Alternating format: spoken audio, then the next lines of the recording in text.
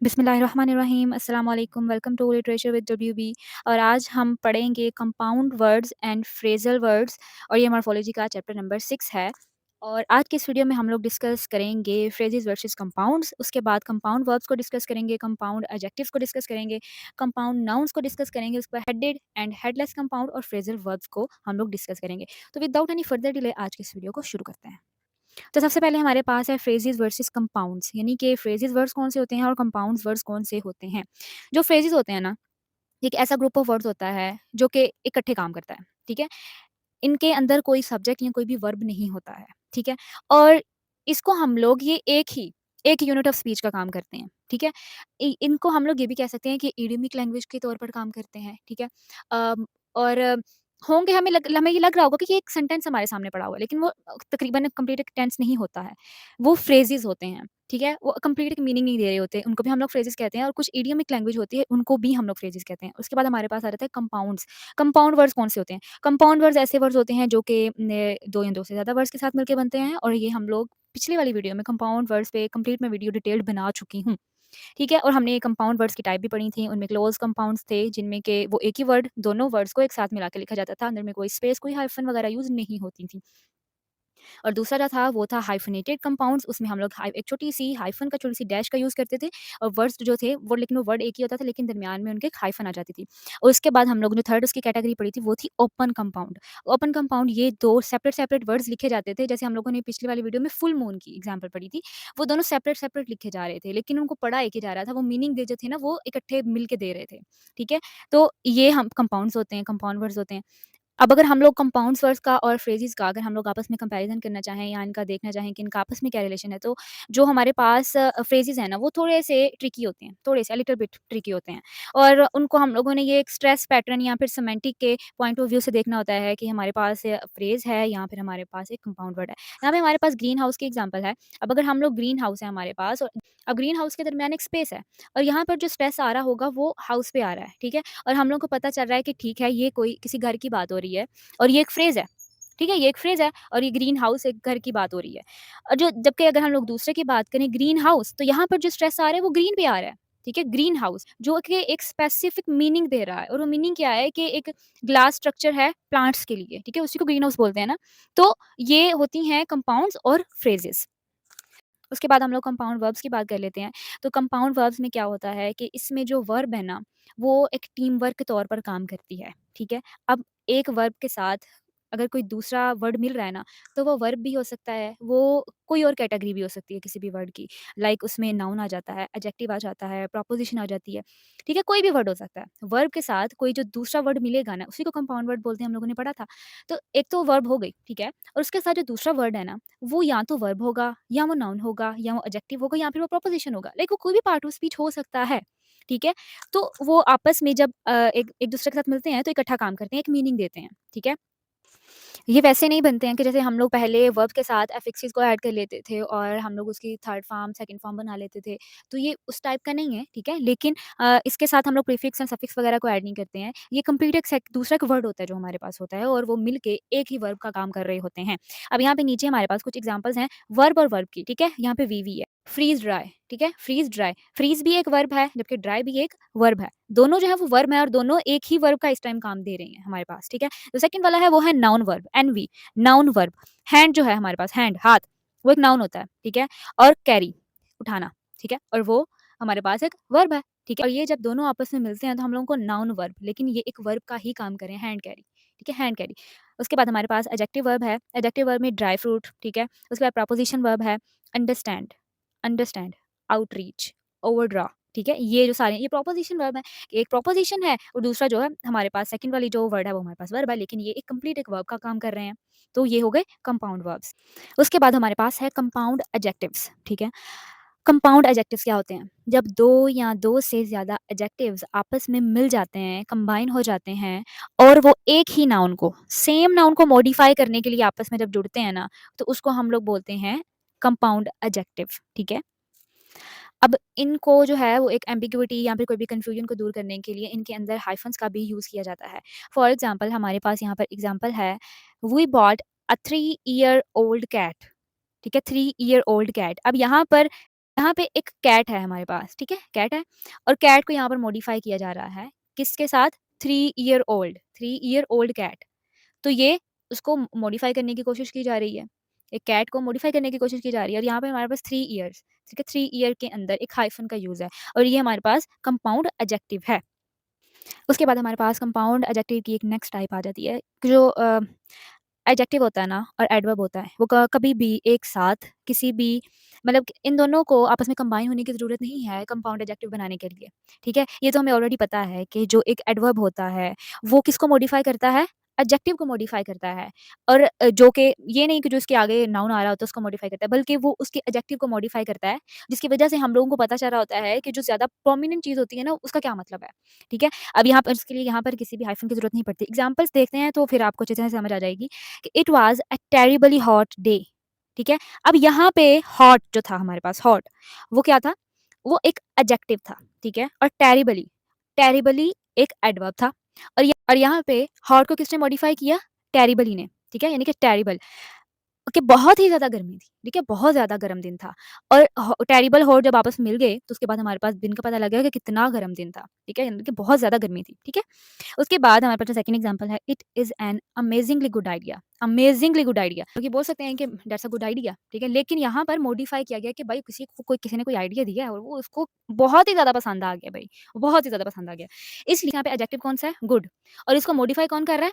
Amazingly यहाँ पर एक एडवर्ब है, जो गुड है वो यहाँ पर एक एडजेक्टिव है और जो आइडिया है वो एक नाउन है, ठीक है? और हमारे पास यहाँ पर गुड को किसने मॉडिफ़ाई किया? एडवर्ब ने। और आइडिया को किसने किया? इन दोनों ने मिलके, ठीक हो गया। तो ये थी हमारे पास कि जब एडवर्ब और एडजेक्टिव एक साथ आ जाते हैं तो उसका क्या मतलब होता है। अब यहाँ पे हमारे पास कुछ मज़ीद एग्ज़ाम्पल्स भी हैं कि हम लोग जब एडजेक्टिव्स को यूज़ करते हैं, तो यहाँ 2 से ज़्यादा एडजेक्टिव्स को यूज़ करते हैं, तो हम लोग उसमें हाइफ़न क्यों यूज़ करते हैं। यहाँ पे कुछ फ्रेज़ेज़ उन्होंने हमें दिए हैं कि I saw a man eating alligator, ठीक है? और यहाँ पर इन्होंने मैन ईटिंग के दरमियान में एक हाइफ़न डाली है, जबकि जो दूसरी वाली एग्ज़ाम्पल है, उसके बिल्कुल नीचे देखें कि I saw a man eating alligator, ठीक है? अब यहाँ पे देखा जाए तो हम लोगों को क्या लग रहा है? हम लोगों को पता नहीं चल रहा। ऊपर वाले एग्ज़ाम्पल में तो बिल्कुल ठीक पता चल रहा है कि इसका क्या मतलब है। लेकिन अगर हम लोग नीचे वाले एग्ज़ाम्पल को देखें तो हम लोगों को ये देखेंगे कि उसने एक आदमी को देखा जो कि एक मगरमच्छ खा रहा था। ठीक है? देखिए उसने एक आदमी को देखा जो कि एक मगरमच्छ खा रहा था। लेकिन यहाँ पर ये मतलब नहीं है।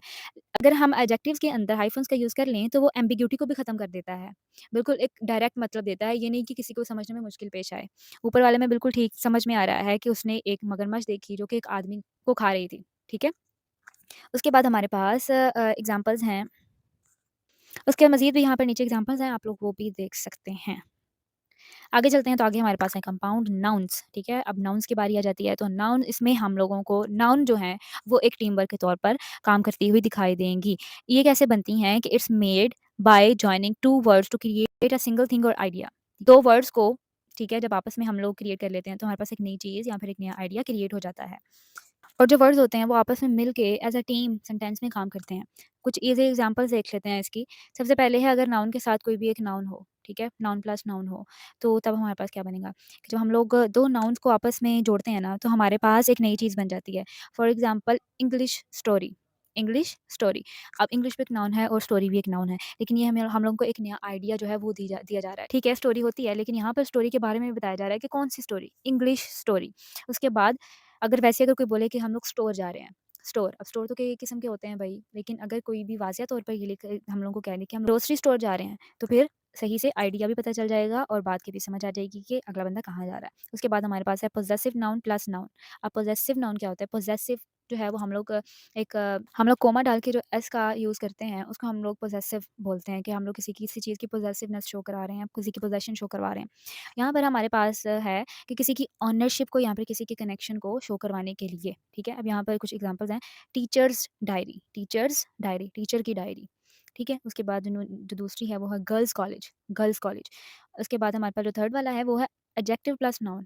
नाउन के साथ कोई एडजेक्टिव अगर आ जाए, तो वो भी उस चीज़ को मॉडिफ़ाई कर देता है, ठीक है? अब यहाँ पे हमारे पास है इलेक्ट्रिक लाइट, यहाँ पर कॉमन रूम। तो मज़ीद आगे अगर बात करें तो हमारे पास है वर्ब प्लस नाउन। अब हम एक नाउन क्रिएट करते हैं जिसमें कि किसी किसी का एक एक्शन भी शो हो रहा होता है, तब हम लोग साथ में एक वर्ब का एडिशन करते हैं। जैसा कि यहाँ पे एग्ज़ाम्पल है वॉचमैन, ठीक है? वॉचमैन। अब ये एक नाउन है, ठीक है? लेकिन हम लोगों के ज़हन में एक आइडिया भी तो छोड़ रहा है ना कि वॉचमैन क्या काम करता है? उसका एक्शन हम लोगों के ज़हन में आ रहा है। तो ये वर्ब अगर नाउन के साथ मिल जाए तो ये होता है। उसके बाद नाउन प्लस वर्ब। नाउन अब पहले नाउन आएगा और उसके बाद वर्ब आएगी। तो ये क्या होगा कि किसी भी एक्शन को एक्सप्रेस कर रहा है, किसी भी चीज़ के रिलेटेड, ठीक है? Like rainfall, rainfall, haircut. तो ये थी एग्जांपल्स कुछ हमारे पास। तो ये हो गया कंपाउंड नाउन। उसके बाद हमारे पास जो नेक्स्ट है वो है headed and headless compound. Headed compounds ऐसे कंपाउंड्स होते हैं जिनका कोई ना कोई इनर सेंटर होता है। जबकि हमारे सामने अगर किसी चीज़ का नाम लिया जाए तो हम लोगों को पता चल रहा है कि किस चीज़ की बात हो रही है। फॉर एग्ज़ाम्पल अगर मैं यहाँ पे कहूँ स्ट्रॉबेरी केक, ठीक है? Strawberry cake. अब यहाँ पर मुझे आप लोगों को पता चल रहा है कि यहाँ पर केक जो है वो एक हेड है। मैं केक की बात कर रही हूँ और साथ में उसके फ्लेवर की बात कर रही हूँ कि स्ट्रॉबेरी केक, ठीक हो गया। हेडलेस कंपाउंड्स ऐसे कंपाउंड्स होते हैं जिसमें कि उसका कोई भी इनर सेंटर नहीं होता है। एग्ज़ाम्पल के ज़रिए समझते हैं कि फॉर एग्ज़ाम्पल यहाँ पर एक एग्ज़ाम्पल है पिक पॉकेट, पिक पॉकेट। अब अगर जैसे हम लोगों ने स्ट्रॉबेरी केक की एग्ज़ाम्पल ली है, तो अगर हम लोग ये देखना चाहें कि इसमें हम लोग पॉकेट को उठा लेते हैं, ठीक है? पॉकेट जो है वो हम लोग उसका हेड बना देते हैं, तो कोई मतलब निकलता है? नहीं ना। तो ये डिस्क्राइब कर रहा है कि वो एक मतलब किसी न किसी थीफ को रिप्रेज़ेंट कर रहा है ना, पिकपॉकेट तो। लेकिन वो एक पर्सन है, ठीक है? तो ये होती है हम लोग यहाँ पर इसको हम लोग किसी भी एक वर्ड को इसका हेड नहीं कह सकते कि इन दोनों वर्ड में एक हेड होगा। इन वर्ड में कोई हेड नहीं है, ठीक है? उसके बाद जो दूसरा एग्ज़ाम्पल है किल जॉय, किल जॉय इसमें भी कोई हेड नहीं है, कोई क्लियर हेड नहीं है। लेकिन ये कन्वे कर रहा है एक मैसेज को कि किसी न किसी ने ना यार उनकी एन्जॉयमेंट की बिल्कुल ही तबाही मचा दी है, बर्बादी कर दी है उनके एन्जॉयमेंट की। हेड की भी एक हेडेड कंपाउंड की भी एग्ज़ाम्पल देखते हैं। यहाँ पे मेरे पास एग्ज़ाम्पल है एक सनफ्लावर की।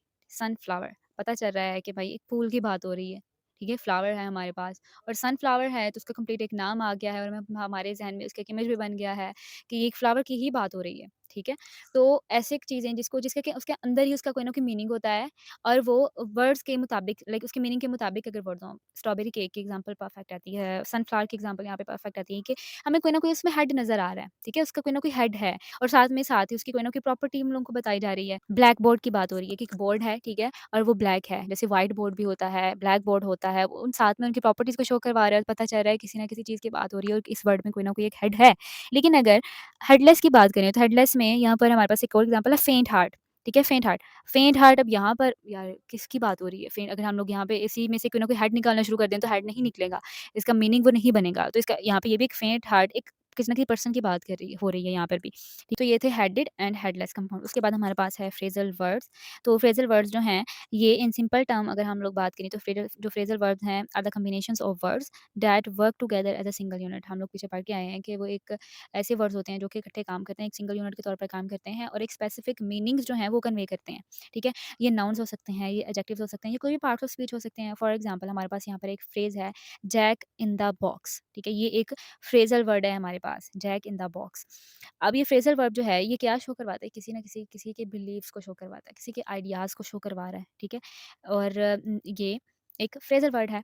जो फ्रेज़ल वर्ड्स होते हैं ये कोई ना कोई यूनिक केस भी हो सकता है। फॉर एग्ज़ाम्पल हमारे पास है अटॉर्नी जनरल, हमने अक्सर ही सुना होगा अटॉर्नी जनरल या फिर कोर्ट मार्शल। ये भी जो है ये भी हमारे पास फ्रेज़ल वर्ड्स ही हैं।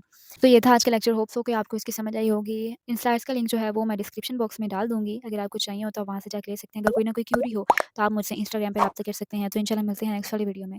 तब तक अपना ख़्याल रखिएगा। अल्लाह हाफ़िज़।